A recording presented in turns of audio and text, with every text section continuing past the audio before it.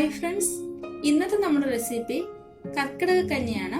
കർക്കിടക മാസമൊക്കെ അല്ലേ, അപ്പൊ നമുക്ക് വളരെ ടേസ്റ്റി ആയിട്ടുള്ള കഞ്ഞി തന്നെ ഇന്ന് ഉണ്ടാക്കാം. കർക്കിടക കഞ്ഞിയെന്നും ഉലുവ കഞ്ഞിയെന്നും ഔഷധ കഞ്ഞിയെന്നും ഒക്കെ നമ്മളതിന് പറയാറുണ്ട്. അപ്പൊ ഞാനിവിടെ തയ്യാറാക്കുന്നത് നമ്മുടെ വീട്ടിലുള്ള കുറഞ്ഞ ചേരുവകൾ കൊണ്ട് വളരെ പെട്ടെന്ന് തന്നെ തയ്യാറാക്കാവുന്നതും അതുപോലെ തന്നെ വളരെ ടേസ്റ്റി ആയിട്ടുള്ളതും ഒരുപാട് കയ്പൊന്നും ഇല്ലാത്തതും അതുകൊണ്ട് തന്നെ കുട്ടികൾക്കും ഇത് കഴിക്കാവുന്നതാണ്. അപ്പൊ അതിന്റെ കൂടെ തന്നെ ഞാനൊരു വെളുത്തുള്ളി ചമ്മന്തിയും കൂടെ തയ്യാറാക്കുന്നുണ്ട്. അപ്പൊ നമുക്ക് ഇത് എങ്ങനെയാണ് ഉണ്ടാക്കുന്നത് നോക്കിയിട്ട് വരാം. അപ്പൊ നമുക്ക് കഞ്ഞി ഉണ്ടാക്കാനായിട്ട് തുടങ്ങാം. അതിനുവേണ്ടി ആദ്യം എടുത്തിരിക്കുന്നത് 1 കപ്പ് അരിയാണ്. ഇത് മട്ട പച്ചരിയാണ് ഞാൻ എടുത്തിരിക്കുന്നത്. നമ്മുടെ വീട്ടിലുള്ള ഏത് അരിയായാലും നമുക്ക് കഞ്ഞി വെക്കാനായിട്ട് എടുക്കാവുന്നതാണ്. പച്ചരി ആയാലും അതുപോലെ തന്നെ നമ്മുടെ ചുവന്ന അരി ആയാലും നവരരി ഉണ്ടെങ്കിൽ ഏറ്റവും നല്ലതാണ്. അത് വളരെ ഹെൽത്തിയാണ്. അതുപോലെ നമ്മുടെ ഉണക്കലരി ആയാലും മതി. അപ്പൊ ഇനി ഞാൻ വേറെ ബൗളിലേക്ക് നമ്മൾ അരി എടുത്ത അതേ കപ്പിൽ തന്നെ 1/2 കപ്പ് ചെറുപയർ ചേർത്ത് കൊടുക്കുന്നുണ്ട്.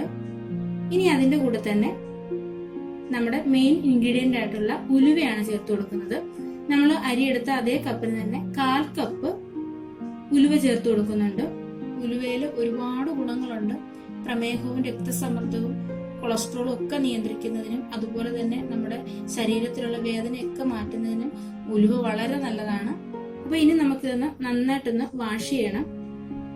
വാഷ് ചെയ്ത ശേഷം നമുക്കൊന്ന് കുതിരാനായിട്ട് വെക്കണം. ഞാനിത് രാവിലെയാണ് ഇട്ട് വെക്കുന്നത്. ഇത് വൈകിട്ട് ഉണ്ടാക്കാനായിട്ടാണ്. പക്ഷെ അരി നമ്മൾ ഇപ്പൊ കുതിർത്ത് വെക്കുന്നില്ല. അരി നമ്മൾ കഞ്ഞി ഉണ്ടാക്കുന്നതിന് 1/2 മണിക്കൂർ മുമ്പ് ഒന്ന് കഴുകിയിട്ട് നല്ലതുപോലെ ഒന്ന് കുതിർത്ത് വെച്ചാൽ മതി. ഒരു 1/2 മണിക്കൂർ മാത്രം അരി കുതിർത്താൽ മതി. ഇത് പെട്ടെന്ന് വേവുന്ന അരിയാണ്, അതുകൊണ്ടാണ്. പക്ഷെ നമുക്ക് ഉലുവയും പയറും നേരത്തെ തന്നെ ഒരു 7-8 മണിക്കൂറെങ്കിലും കുതിരാനായിട്ട് വെക്കണം. അപ്പൊ നമുക്ക് ഈ പയറും ഉലുവയും കൂടി നന്നായിട്ടൊന്ന് വാഷ് ചെയ്തിട്ട് വരാം. അപ്പൊ തന്നെ ഞാൻ പയറും ഉലുവയും നന്നായിട്ട് വാഷ് ചെയ്തിട്ടുണ്ട്. ഇനി ഇതിലേക്ക് കുറച്ച് വെള്ളം ഒഴിച്ചു കൊടുത്തിട്ട് നമുക്കൊന്ന് കുതിരാനായിട്ട് വെക്കാം. ഈ വെള്ളത്തിലാണ് നമ്മളിത് കുക്ക് ചെയ്തെടുക്കുന്നത്. ഈ വെള്ളം കളയില്ല. അപ്പൊ ഒരു 8 മണിക്കൂറെങ്കിലും നമുക്കിത് കുതിരാനായിട്ടൊന്ന് മാറ്റി വെക്കാം. ഇപ്പൊ തന്നെ നമ്മുടെ പയറും ഉലുവയും കൂടി നന്നായിട്ട് തന്നെ കുതിർന്ന് വന്നിട്ടുണ്ട്. അതുപോലെ തന്നെ നമ്മുടെ അരിയും ഞാൻ നന്നായിട്ടൊന്ന് കഴുകിയിട്ട് ഒന്ന് കുതിരാനായിട്ട് വെച്ചിട്ടുണ്ടായിരുന്നു. ഒരു 1/2 മണിക്കൂർ ഞാൻ വെച്ചിട്ടുണ്ട്. അപ്പൊ ഇനി നമുക്കിതിന് ആവശ്യമായിട്ടുള്ളത് തേങ്ങാപ്പാലാണ്. ഞാൻ 1-ാം പാലും 2-ാം പാലും എടുത്തിട്ടുണ്ട്. ഒരു തേങ്ങയുടെ പാല് ഞാൻ എടുത്തിട്ടുണ്ട്. 1 സ്പൂൺ വെള്ളം ചേർത്തിട്ട് മിക്സിയിലൊന്ന് അടിച്ചെടുത്തിട്ട് ഒന്ന് പിഴിഞ്ഞെടുത്തിട്ടുള്ളതാണ് 1-ാം പാല്. 2-ാം പാലിൽ കുറച്ചുകൂടി വെള്ളം ചേർത്തിട്ട് ഒന്നുകൂടി പിഴിഞ്ഞെടുത്തിട്ടുള്ളതാണ്. ഇനി നമുക്ക് കുതിർത്ത് വെച്ചേക്കുന്ന അരി കുക്കറിലേക്ക് ഇട്ട് കൊടുക്കാം. നമ്മൾ സാധാരണ മൺകലത്തില് വിറകടുപ്പിലൊക്കെയാണ് ഇത് വെക്കാറുള്ളത്. അപ്പൊ ഇവിടെ വിറകടുപ്പിനൊന്നും സൗകര്യം ഇല്ലാത്തതുകൊണ്ട് നമ്മൾ കുക്കറിലാണ് ചെയ്യുന്നത്. കുക്കറിലാകുമ്പോൾ പെട്ടെന്ന് തന്നെ നമുക്ക് വെന്ത് കിട്ടുകയും ചെയ്യും. 10 മിനിറ്റിനുള്ളിൽ തന്നെ കാര്യം കഴിയുകയും ചെയ്യും. അപ്പൊ ഇത് നമ്മൾ സെപ്പറേറ്റ് ആണ് വേവിച്ചെടുക്കുന്നത്. ആദ്യം നമുക്ക് അരി വേവിച്ചെടുക്കണം. അപ്പൊ ഇനി നമ്മൾ അതിലേക്ക് ചേർത്ത് കൊടുക്കുന്നത് 2-ാം പാലാണ്. എടുത്തു വെച്ചേക്കുന്ന 1 കപ്പ് 2-ാം പാലും ഞാൻ ചേർത്ത് കൊടുക്കുന്നുണ്ട്. ഇനി നമുക്ക് അതേ കപ്പിന് തന്നെ 1/2 കപ്പ് വെള്ളം കൂടി ഒഴിച്ചു കൊടുക്കാം. ഒരുപാട് വെള്ളം ഒഴിക്കരുത്. നമ്മൾ കുക്കറിലായതുകൊണ്ട് തന്നെ ഒരുപാട് വെള്ളം ഒഴിക്കരുത്. ആവശ്യത്തിനുള്ള വെള്ളം മാത്രം ഒഴിച്ചു കൊടുക്കുക. ഒന്നുകൂടി ഒന്ന് ഇളക്കി ചേർത്ത് കൊടുത്തിട്ട് നമുക്കിത് അടച്ചു വെച്ചിട്ട് 3 വിസിൽ വരുന്നത് വരെ ഒന്ന് കുക്ക് ചെയ്യാം. അപ്പൊ അരി ഒന്ന് വെന്ത് വരുമ്പോഴത്തേക്ക് നമുക്ക് വെളുത്തുള്ളി ചമ്മന്തി ഉണ്ടാക്കാം.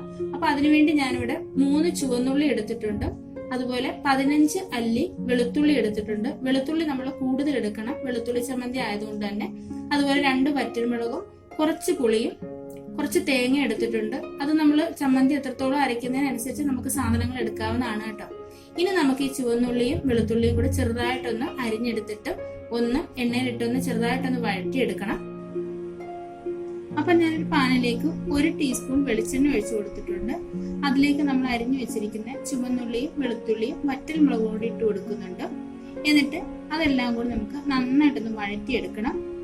ഇങ്ങനെ വഴറ്റിയെടുക്കുമ്പോഴേ നമ്മുടെ ആ വെളുത്തുള്ളിയുടെ കുത്തലൊന്നും നമുക്ക് ചമ്മന്തിക്ക് അറിയത്തില്ല. വെളുത്തുള്ളി ചേർത്തിട്ടുണ്ടെന്ന് പോലും അറിയില്ല. നല്ല ടേസ്റ്റുമാണ്. അപ്പൊ ദണ്ടതൊന്ന് വഴറ്റിയെടുത്തിട്ടുണ്ട്. ഇനി ഞാനിതിലേക്ക് നമ്മൾ നേരത്തെ എടുത്ത് വെച്ചിരിക്കുന്ന തേങ്ങയാണ് ചേർത്ത് കൊടുക്കുന്നത്. തേങ്ങയും പുളിയും കൂടി ചേർത്ത് കൊടുക്കുന്നുണ്ട്. അപ്പൊ ഇതും കൂടി ചേർത്ത് ഈ തേങ്ങയുടെ ഒക്കെ വെള്ളമായി ഒന്ന് മാറുന്നത് വരെ നമുക്ക് നന്നായിട്ടൊന്ന് ഇളക്കി ചേർത്ത് വെള്ളമൊക്കെ ഒന്ന് വറ്റിച്ചെടുക്കാം. ഇതിനകത്ത് ഇഞ്ചി ചേർക്കണമെന്നുണ്ടെങ്കിൽ ചേർത്ത് കൊടുക്കാവുന്നതാണ് കേട്ടോ. അപ്പൊ ഇതിന്റെ ഇടയ്ക്ക് ഞാൻ കുറച്ച് കറിവേപ്പിലയും കൂടി ഇതിലേക്ക് ഇട്ട് കൊടുക്കുന്നുണ്ട്. ഒരുപാട് കറിവേപ്പില ചേർത്ത് കൊടുക്കണ്ട. അപ്പൊ ആ കറിവേപ്പിലയും കൂടെ ചേർത്തിട്ട് നമുക്ക് ഒന്ന് ഇളക്കി ചേർത്ത് തേങ്ങയുടെ വെള്ളമൊക്കെ ഒന്ന് വറ്റിച്ചെടുക്കാം. അതുകൊണ്ട് ഈ ഒരു രീതിയിലായിട്ടുണ്ട്. ഇത്രയും മതി. ഇനി ഇതിലേക്ക് ഞാൻ കുറച്ച് മുളക് പൊടി ചേർത്ത് കൊടുക്കുന്നുണ്ട്. വറ്റൽമുളകിന് നല്ല എരിവായതുകൊണ്ട് ഞാൻ 2 വറ്റൽമുളക് മാത്രമേ എടുത്തിട്ടുള്ളൂ.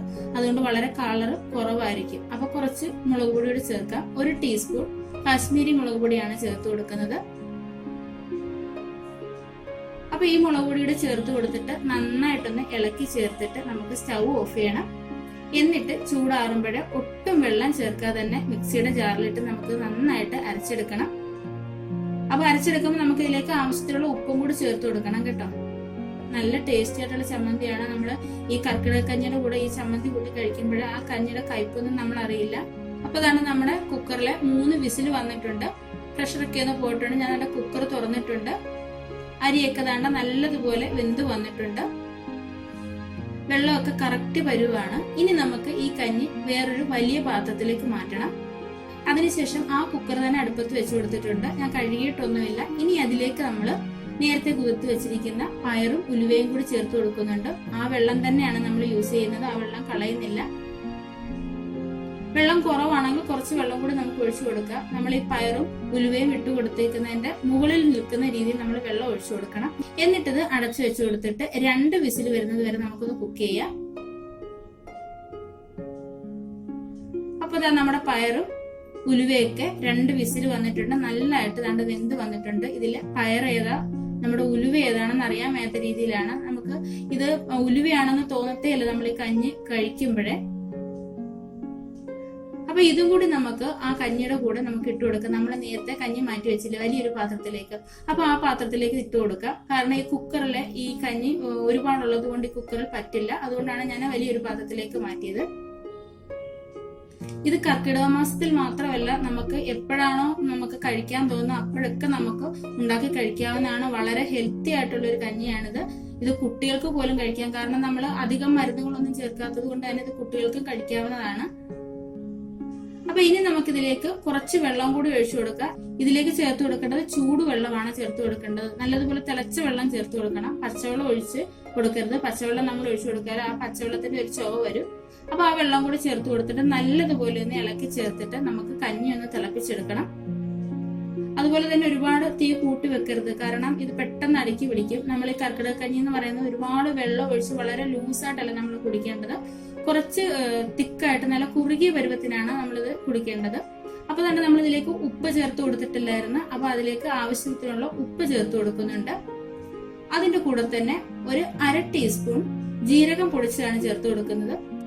പൊടിക്കാത്ത ജീരകമായാലും നമുക്ക് അതായാലും ചേർത്ത് കൊടുത്താൽ മതി കേട്ടോ. അതിന്റെ കൂടെ തന്നെ ഒരു 1/4 ടീസ്പൂൺ മഞ്ഞൾപ്പൊടി കൂടി ചേർത്ത് കൊടുക്കുന്നുണ്ട്.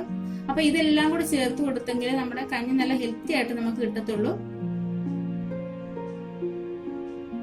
ഈ മഞ്ഞളിന്റെ ഒന്നും ചുവ വരില്ല. മഞ്ഞൾ ചേർത്ത് കഴിഞ്ഞിട്ട് നന്നായിട്ട് തിളപ്പിച്ചെടുക്കണം കഞ്ഞി.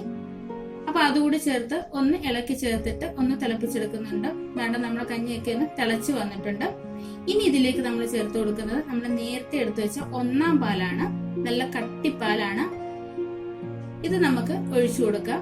ഈ പാല് ചേർക്കുന്നതിന് പകരം നമുക്ക് തേങ്ങ ചിരകിയതാണ് നമ്മൾ ചേർക്കുന്നുണ്ടെങ്കിൽ അങ്ങനെയും ചേർത്ത് കൊടുക്കാം. എത്രത്തോളം തേങ്ങാപ്പാൽ ചേർത്ത് കൊടുക്കുന്നോ അത്രത്തോളം നല്ലതാണ്. നമ്മൾ ഈ 1-ാം പാല് ചേർത്ത് കഴിഞ്ഞിട്ട് പിന്നെ നമ്മുടെ കഞ്ഞി ഒരുപാട് നേരം ഇട്ട് തിളപ്പിക്കരുത്. നമ്മൾ ഒരു തിള വന്നാൽ മാത്രം മതി. അപ്പൊ രണ്ട് തേങ്ങാപ്പാല് ചേർത്ത് കഴിഞ്ഞിട്ട് നമ്മുടെ കഞ്ഞി ചെറുതായിട്ടൊന്ന് തിളച്ച് വന്നിട്ടുണ്ട്. അപ്പൊ നമുക്ക് ഇനി ഒന്ന് ടേസ്റ്റ് നോക്കാം. ഉപ്പൊക്കെ പാകമാണോ നോക്കാം. കയ്പൊന്നും അറിയുന്നില്ല. നല്ല ടേസ്റ്റ് ആണ്. കുറച്ച് ഉപ്പിന്റെ ഒരു കുറവുണ്ട്. അപ്പൊ കുറച്ചുകൂടി ഉപ്പ് ഞാൻ ചേർത്ത് കൊടുക്കുന്നുണ്ട്. പിന്നെ നമുക്ക് ഈ കഞ്ഞി കുടിക്കാൻ ബുദ്ധിമുട്ടുള്ളവർക്ക് ഇതിനകത്ത് ശർക്കര ചേർത്തിട്ട് പായസമായിട്ട് കുടിക്കാവുന്നതാണ്. അപ്പൊ നമുക്ക് കുറച്ചുകൂടി ഉലുവ ചേർത്ത് കൊടുക്കാവുന്നതാണ്. അപ്പൊ ദാണ്ടെ ഒന്ന് തിളച്ച ശേഷം ഞാൻ സ്റ്റൗ ഓഫ് ചെയ്ത് കൊടുക്കുന്നുണ്ട്. ഇനി 1 ടീസ്പൂൺ വെളിച്ചെണ്ണ ഒഴിച്ചു കൊടുത്തിട്ട് കുറച്ച് ചുവന്നുള്ളി ഞാനൊന്ന് മൂപ്പിച്ചെടുക്കുന്നുണ്ട്. വെളിച്ചെണ്ണയ്ക്ക് പകരം നമുക്ക് നെയ്യായാലും ചേർത്ത് കൊടുക്കാം. ഇനി ഈ ഉള്ളിയും കൂടി മൂപ്പിച്ചിട്ട് നമുക്ക് ആ കഞ്ഞിയിലേക്ക് ഇട്ട് കൊടുക്കണം. ഈ ഉള്ളി മൂപ്പിച്ചു കൊടുക്കുമ്പോൾ നല്ലൊരു പ്രത്യേക ടേസ്റ്റ് ആണ് കിട്ടുന്നത് കേട്ടോ. അപ്പം ഇത് നമ്മൾ സ്കിപ്പ് ചെയ്യരുത്, ഇങ്ങനെ ചെയ്യാൻ നോക്കണം. അപ്പൊ അതാണ് നമ്മുടെ വളരെ ഹെൽത്തിയും നല്ല രുചികരമായിട്ടുള്ള കർക്കിടക കഞ്ഞിയും വെളുത്തുള്ളി ചമ്മന്തിയും ഇവിടെ റെഡി ആയിട്ടുണ്ട്. ഈ ചമ്മന്തി കൂട്ടി നമ്മൾ ഈ കഞ്ഞി കുടിക്കുകയാണെങ്കിൽ ഇതിനകത്ത് ഉലുവ ഇട്ടിട്ടുണ്ടെന്നേ അറിയില്ല, കുട്ടികളും കുടിച്ചോളൂ. അപ്പൊ ഒരു വട്ടമെങ്കിലും ഇതുപോലെ ഈ കർക്കിടകത്തിൽ ഒന്ന് ചെയ്തു നോക്കുക. വീഡിയോ ഇഷ്ടമാവുകയാണെങ്കിൽ ലൈക്ക് ചെയ്യാനും ഷെയർ ചെയ്യാനും കമന്റ് ചെയ്യാനും നമ്മുടെ ചാനൽ ഒന്ന് സബ്സ്ക്രൈബ് ചെയ്യാനും മറക്കരുത്. അപ്പൊ നമുക്ക് അടുത്ത ഒരു വീഡിയോ ആയിട്ട് വളരെ പെട്ടെന്ന് തന്നെ കാണാം. അതുവരേക്കും ബൈ, താങ്ക് യു.